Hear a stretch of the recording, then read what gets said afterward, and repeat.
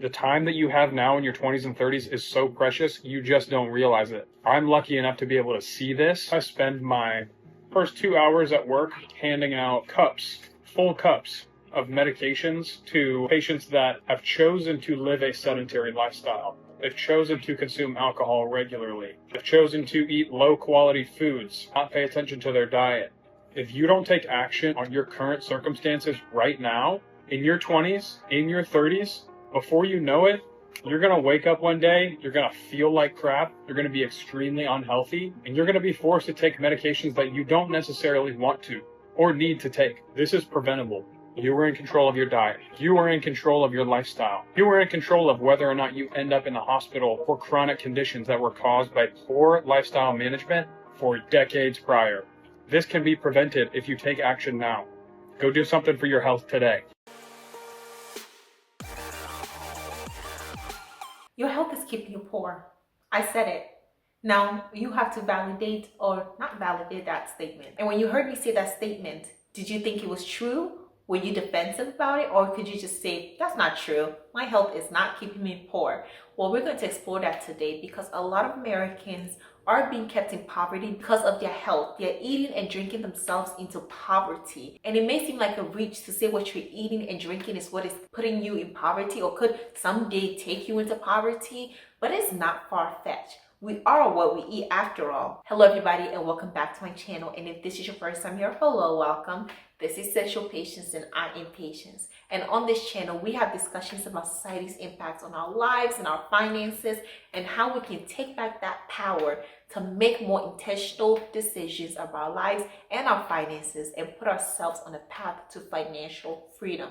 So if that sounds good to you, be sure to like this video, subscribe to my channel if you haven't already, and ring the notification bell so you do not miss out on any of my future videos. So let's delve straight into this topic about how your health is keeping you poor by eating and drinking your way all the way to poverty. Food is one of the most basic necessities of life, probably even the most basic, serving as a source of nourishment, energy, and even pleasure. Because if you eat something that is so good, your favorite food, you definitely can feel it and you definitely get dopamine. Throughout human history, the act of eating has been central to the human survival, cultural traditions, and even social bonding. However, in the modern world, particularly in America, the landscape of food has shifted drastically. The abundance of overprocessed food, nutritionally deficient foods, coupled with a culture of overconsumption has led to widespread health problems and the significant financial strain. In this video, we're going to explore the current food environment and how it has contributed to our poor health and subsequently poor financial situations. We are also going to be talking about the economic burdens of eating unhealthy food. And as always, we're going to have solutions as how to improve your relationship with foods, eat healthier, and therefore put yourself on the path of financial freedom. Let's start with the evolution of food in the modern society. We can see throughout history that food has been way more than just substance, something we eat to live. That's not all about it. If it was so, we wouldn't have so much cultural diversity when it comes to food and people having so many preferences of what they want to eat, what they don't want to eat, and overall just the culture that surrounds food in many places all over the world. And this is truly because it is embedded in culture, tradition, and community. For millennia, food has been at the center of rituals, celebrations, and social gatherings. The quality of one's diet has long been associated with physical health, mental well-being, and longevity. In traditional societies, diets are often composed of whole natural foods that are locally sourced and reasonably available. Eating was often a mindful practice that was accompanied with gratitude and communal sharing. And I know this as somebody who used to live in Ghana, West Africa, that food was a culture on its own. And when I was younger, we actually used to share food together. Sometimes we'd be given, say, dinner, and it will be in one pot and there are like 4, 5, 6 of us eating together. I know people are gonna say this and that, and I know that even though I grew up in that society, it's not something that I was ever really comfortable with doing, and I certainly never do it now. but it is something that is part of the culture. I don't think it's as prevalent ever since, the panini. On Sundays, they would pound for food, and then like men would sit around and eat from the same container. Do with that information as you will. In contrast, the modern food landscape has undergone a drastic change from what it used to look like. Industrialization, globalization, and technological advancements has led to mass production and distribution of food. While these developments have made food more accessible, they have also introduced a host of unhealthy options that are low in nutritional value and high in calories, sugar, and unhealthy fats. The convenience of fast food, or ready-made meals, and processed snacks has led to a shift away from home-cooked meals and nutrient-dense meals to a diet of convenience and access. And some of the great things about technology is that we now get to have seasonal foods all year round, and we're happy about that, and we're grateful for that. Overconsumption of processed foods, very overly processed foods, has really damaged what real eating and what real food looks like. The overconsumption of processed foods cannot go ignored. The consequences can be devastating. So let's talk about the consequences, the cost of unhealthy eating. The American food landscape is categorized by an excess of overprocessed foods that are easily accessible and cheap. Now, cheap is relative in my opinion, but they will be considered more affordable than whole foods. We'll get more into that. Supermarkets are stocked with aisles of sugary cereals, snacks, frozen dinners, and sugary drinks. Fast food chains and restaurants offer quick, affordable meals that are often high in calories and low in nutritional value. And this ease and access to unhealthy food has had a profound impact on the American diet, contributing to the rise of obesity and other diet-related diseases. And we've seen this, like the number of people who used to be obese has more than doubled and quadrupled this century, as well as children who are way overweight than we used to ever see it. I mean, there's other factors such as kids being in more, not going out to play, but the overconsumption of overprocessed foods is certainly not helping. And the reason why I'm talking about cheap being relative is that Americans spend a significant portion of their income on food. In 2021, the average American household was spending $7,316 on food. And this not only includes groceries, but also eating out. And this is because of the growing tendency for convenience by just eating out. And it also includes ordering food on DoorDash or Uber Eats. However, because Americans tend to eat out so much more now, it is noticeable that the quality of food that they get eating out is way less than what you can make at home. The food that you make at home has more nutrients and will always be healthier and are more likely healthier than the food that you order out, because a lot of the food is high in calories, sugar, and fat that is not good for you. When we're talking specifically groceries, the average American household is spending $475.25 per month on groceries. And this is according to the most recent data from the US Bureau of Labor and Statistics, and this data is from 2022. But that is still a total of $5,703 per year on groceries. Now, there is said to be a 7% increase on how much was spent on groceries between 2022 and 2023. This can be attributed to the higher cost of food and things overall in the country. And the breakdown is said to be groceries going up by 6% and dining out or food that people order to get delivered is up 8%, with the average American adult spending approximately $832 a month on food. That's a lot of money, and it can go towards healthier foods as well. And the impact of choosing unhealthy foods is not just on your finances and on your physical body, but it just goes deeper than that, and there are long-term consequences, because the choices that Americans eat truly does have an impact on their finances and on their health, not just in the short term, but in the long term. Processed foods and sugary drinks are major contributors of the obesity epidemics, with nearly 42.4% of Americans adults classified as obese as of 2017 to 2018. Obesity increases the risk of developing chronic conditions such as heart diseases, diabetes, and certain cancers, which requires ongoing medical treatment. And all of this can lead to a diminish in the quality of life that you live. And it's not just happening to people who are older, it's happening to people of all age groups, including children. And that's very devastating, because a lot of them cannot control 100% of what they eat. They're looking up to their parents to control what they eat. And because their parents are eating unhealthy processed foods, that's what the children often eat as well. But alcohol consumption also plays a role in poor health and financial strain as well. And while moderate alcohol consumption is often socially acceptable, excessive drinking can lead to a host of health problems, including liver diseases, heart problems, and addiction. The cost of alcohol can also add up quickly, especially those who drink on a regular basis and in large quantities. If you're going out every night to go get a drink at the bar, that tab is added up expeditiously. And there are also economic burdens when we choose to eat unhealthy foods. There is this belief that unhealthy food is cheap. Oh, chips are cheap. A bag of apples is more expensive than candy. But when you compare it, is it really candy? You just get one and it's what, $1.50 versus a bag of apples. You can get 10 of them in there for $5 to $8. So is it really cheaper to get candy than apples? And beyond that, it is way more expensive because of the health implication and the future of your physical body. Processed foods, while often cheaper up front, can lead to long-term health problems that can result in costly medical bills. The average American spends thousands of dollars each year on healthcare, with significant portion of the cost attributed to diet-related conditions. For example, the annual medical cost of being obese in the United States is estimated to be $147 billion in 2008. And someone who is obese is incurring about $1,500 more in medical bills per year than somebody who is of normal weight. And by the way, these numbers are increasing because a lot of them are old and we're still doing the research of what it looks like today. And in addition to the medical costs, also just feeling tired, not being able to do what you want to do. When you eat a poor diet, you're not gonna have the energy because you're not getting it from the food to actually do things that you have to do. You're not gonna be able to participate in things that you want to do because you don't have the energy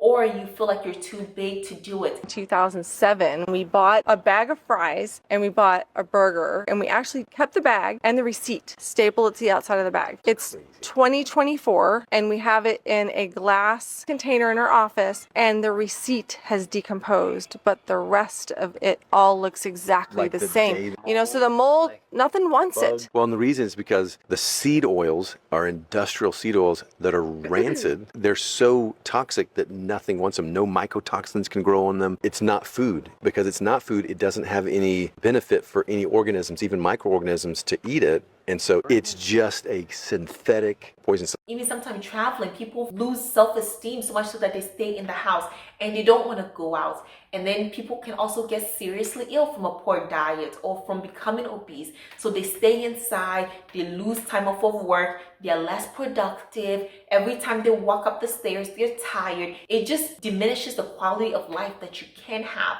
So if you have excess weight on yourself now and you want to lose, you want to do better, change your diet is one of the best ways to start doing now, because life after getting healthy is so much better, even though it's hard work and it's continuous work. It's a day-to-day work. It never just happens, and whatever method that you use is still gonna take work. We're gonna later talk about the craze of Ozempic and Wegovy and how it's still not a substitute for good diet. Another thing that contributed to overeating and overconsumption of food that you actually don't need is the rise of mukbangs. But even before that trend of mukbangs, we just know that in America, the portion sizes are way bigger than they are basically anywhere else in the world. Just the portion sizes are huge, and a lot of people just don't know how to leave food on the plate or just get a doggy bag and go. Feel free. If you're full, you do not have to eat all of your food. I have absolutely no shame in asking for a doggy bag to go or just leaving the food right there. Just because it's there does not mean you have to eat it all at once. But the trend of mukbangs, which are videos where individuals are eating large quantities of food on camera, has furthered the glamorization of overeating. While these videos may be entertaining, they promote unhealthy eating behaviors that contribute to the normalization of overconsumption. And a lot of these started as a way of reaching out to people who are lonely and eating alone, so they would have it around dinner time. We will live stream it, their followers can follow and eat along and have conversation. But then it turned into this gross overconsumption of food, and we know one of the biggest perpetrators was Ricardo Avocado. He has lost all the weight. Apparently in the past 2 years he had not done like mukbangs, and he was instead losing the weight. I'm not gonna go down that rabbit hole, but I just know that mukbangs, even though they are slowing down than what they used to be, I'll say in the mid 2010s, they are certainly still here and they've had a long staying power. But it's not just a physical issue. There is a psychological impact to overeating. Overeating is not just a physical issue. It is a psychological one. Emotional eating, where individuals consume food in response to stress, anxiety, and other negative emotions. It is a common coping mechanism. However, this behavior can often lead to weight gain, poor health, and feelings of guilt and shame, which can perpetuate cycles of unhealthy eating. And we know that there are several food-related disorders such as anorexia nervosa, bulimia, and binge eating disorders. So these are very serious disorders that if you ever think you have any, please seek help. It is amazing to seek help and to fix your relationship with food so that you can not just enjoy food, but not feel any type of shame around eating. Nobody should feel shame around eating. It's something that we need to do to sustain our health. But more importantly, it is also about enjoying life and eating what we actually need, but eat it and enjoy it as well. But Americans have a big problem. And it's not just the overeating, it's about the way we overeat, which is ordering food and eating out. Because many Americans spend a whole lot of money ordering food and eating out. In fact, it's one of our biggest ways of indulging that people don't even think about, because you're like, wait, so what? I shouldn't eat food? If you tell them that, well, why don't you just go and purchase food from the grocery store, come home, cook it, and eat it? People are like, well, my time is worth more than that. Is it really? The median individual income in the United States is less than $50,000. For the average person, is your time really worth more than eating at home? The answer is no, it's not. And that's not to say you have to make a certain amount of money to eat out, but we have to be realistic with ourselves and say, you know what? I cannot afford this food, so I'm eating in.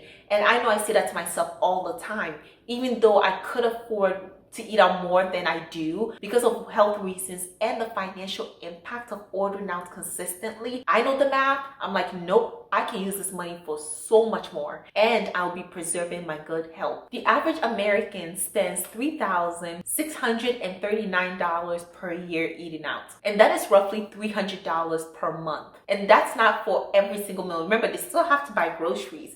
If this was all they were spending for breakfast, lunch, and dinner, you know what? It might have been a good way to eat, but it's not. This is in addition to the money they spend on groceries. Also, on average, Americans spend $12.80 per order on service fees, delivery fees, and tip expenses, or $654.44 annually. And when you compare this to how much it'll cost a person or a household to spend on groceries, which totals $5,335 per year for a family of two, or $6,862 per year for family of three, you will realize that it is way cheaper to go buy groceries than it is to order food in and to be dining out. The market size of quick service industry, QSR, in the United States reached $387.5 billion in 2023. And this is up from the previous year of $382 billion. But not only is it expensive, but it also has a lot of health implications. And this is, again, not just expensive to our finances, but also to our health. So let's talk about the financial consequences of poor health, starting with the medical side. So when you eat unhealthy or eat out so much, certain levels when you do your blood work is always going to be up, such as your glucose, your cholesterol, and all your unhealthy fats are going to be up the roof. Because when you eat out, a lot of the food is cooked in grease, there's so much butter and salt. So all of those things are going to be way off the roof versus if you actually cooked home yourself. Not to mention all the preservatives that are already in food. If you think buying food from the grocery store is unhealthy because it's not organic, try the unorganic food that the restaurants then cook in a way that is fattier and less nutritious. And when you consistently do that, you are eating your way into bad health. And the medical field in the United States is not a good place for you to be eating and drinking like this. I saw a comment after, I think it was a Frappuccino video, which was showing all the sugar that went into a Frappuccino.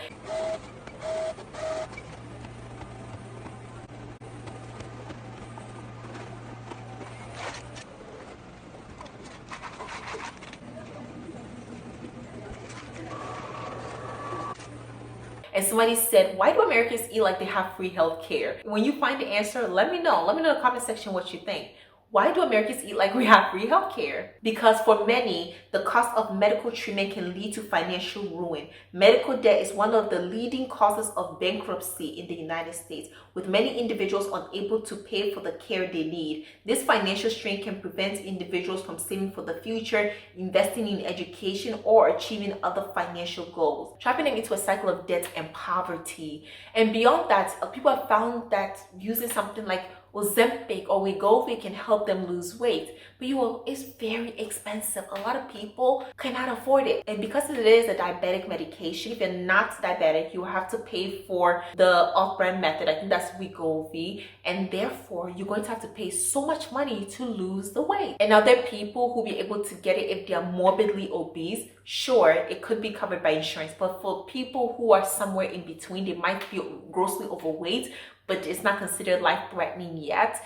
Going for this method is going to be so expensive because the out-of-pocket cost will be thousands of dollars, and it's something that you also have to take over and over again. It's not like a one-time fix-it-all type situation. And so if you are in the situation where you can change your lifestyle from overeating, eating out, to rather eating more consciously, going to the gym to exercise, I would implore you to, versus falling into this quick way of losing weight. Because I have read some of the research on the side effects, including possibly going blind, or situations where you have lifelong nausea and people who essentially destroy parts of their stomach. It's not even worth it, in my opinion.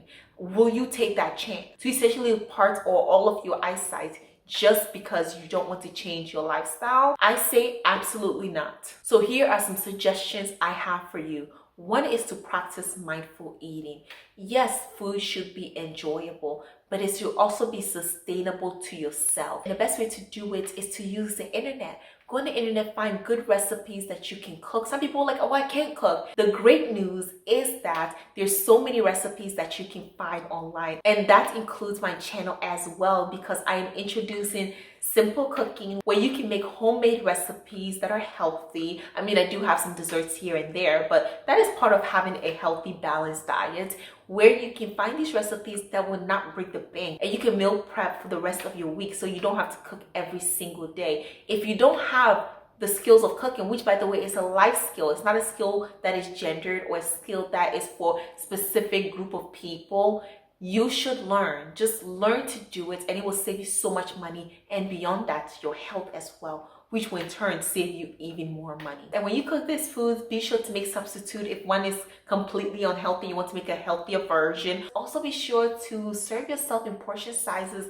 that will benefit you. You don't have to eat a lot of food. I tend to eat on the slower side, and this helps me to gauge whether I'm full. And that has really helped me, as in the past I have gone on a weight gain journey, and then I gained weight and I was like, you know what, I think this is too much, so I ended up losing, and now I'm at a weight that I find to be very sustainable. I don't feel uncomfortable, and it's a good balance of weight that I can maintain between eating healthy, exercising, and living an overall healthy lifestyle. And one of the things that can really help you, and definitely helps me in ensuring that I'm eating healthy, is pre-planning meals and shopping according to it. So get a food calendar. I think I have a video on this channel about how to make a food calendar, and especially now that I'm going to be sharing recipes with you, hopefully it'll be helpful. Plan recipes. You can save some of my recipes and then plan when you're going to cook them, and hopefully they will help you not eat out a lot, saving your health and your bank account. But it's a good way of eliminating that feeling of, oh, what am I gonna eat now? I have nothing in the fridge to eat. So instead, I'm going to order food. There was one time that I truly didn't have anything in the fridge. I was like, you know what, let me just order some food. And then I realized that my food was coming up to about $40. And I'm like, well, you know what? I can order some groceries from Costco, including ordering their fully baked chicken. And I can order some salad and some more groceries, and it's still going to last me way longer than the food that I'm ordering from the restaurants. So you can make those types of choices and save yourself so much money just by ordering groceries instead of ordering food that will not last you but a couple of meals. The third suggestion is moderation. Even with unhealthy foods, you don't have to cut it out and go cold turkey and be one of those people who don't eat carbs, who don't eat gluten, who don't eat sugar, who don't eat any processed food. It's all about moderation. I love chocolate for one, and that's why I have a chocolate chip cookie recipe, and that's why I have a brownie recipe, and I'm going to bring you so many dessert recipes, but it's about moderation. And I do this because when I bake my cookies by myself or my brownies, I just reduce the sugar. So I'm still able to have a delicious treat just with less sugar. Also, you can even bake it to what it's supposed to be and just eat less at a time. You don't have to eat it all at once. Eat it in moderation and enjoy yourself. Life is about balance. The next tip is to reduce and preferably eliminate any type of alcohol consumption. I don't drink. I have not drank. When I turned 21, drinking was not one of the things I was looking forward to. Even if I'm in a group of people who are all drinking, I do not drink. I see alcohol as empty calories, and I don't see it as adding any value into my life, but rather as something that is draining of me financially, and even if it's free, my energy and my focus and possibly my life. And maybe I'm being dramatic, but for me, it's a hazardous material that I am not going to consume. Reducing alcohol consumption can have a significant impact on both your health and your finances. Consider limiting drinks to special occasions or cutting back altogether on the amounts you currently drink. Not only will this reduce your risk of developing alcohol-related health problems, but it will also save you a lot of money. Personally, I am yet to see a study that shows that drinking, even in any amount, is helpful to your health. All I've seen is studies showing otherwise. So personally, I will be avoiding it altogether like I already have been doing. Another tip is staying away from social media and pages and influencers who are continually promoting overconsumption of processed foods or unhealthy foods. I did a video previously where we're showing fridge organizations and the unhingedness of it, where people had these packs and packs of unhealthy foods in their fridge.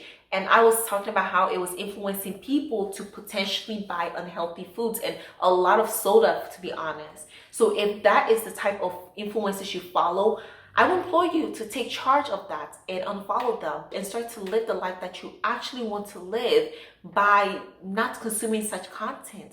Now, there's nothing with consuming such content in moderation, but if you see that it does have an influence on you and you want to participate in it, unfollow them. Do what's best for you. And my last but absolutely not the least is to make commitments to cutting out certain foods altogether. When I was 16 years old, I read the book Fast Food Nation, and it changed my life.